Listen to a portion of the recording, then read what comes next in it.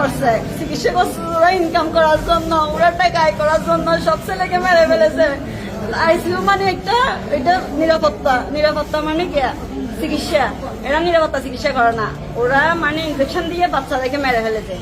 আমার বাচ্চা শুধু জ্বর আর একটু কাশি নিয়ে আসছে যে আমার বাচ্চাকে দুই পাশে মানে ইয়ে করছে, নিউমোনিয়া নাকি ইয়ে করতে হয়, নিউমোনিয়াকে অপারেশন করতে হয়, আমি জীবনে শুনি নাই। আবার বলছে এখানে হসপিটালে এসে ইয়ে হয়েছে মানে দূষিত হয়েছে, সেই জন্য লাঞ্চে পানি জমছে বলছে এদিকে অপারেশন করছে, লাঞ্চের এদিকে আমার বাচ্চা মরে গেছে, মেশিনের মাধ্যমে রাখছিল।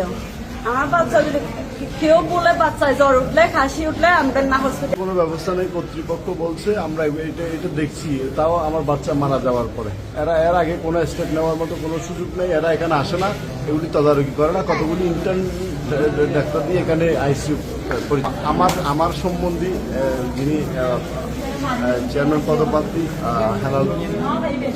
মোহাম্মদ হেলাল উদ্দিন, ওনার উপরে ওনাকে নিয়ে আটকায় রাখছিল, মারছে, মোবাইল রেখে দিয়েছিল। ডাবল মোরিং থানার ওসি সাহেব এসে উদ্ধার করে ওনার মোবাইল ওনাকে ফিরিয়ে দেয় এবং আমাকেও পর্যাপ্ত পরিমাণ আপনারা এখানে দেখবেন, এখানে ফিলা হয়ে গেছে, আমাকে দেওয়ালের সাথে বাড়িয়ে। তারপরে এই হচ্ছে চিকিৎসা ব্যবস্থা। এর আগেও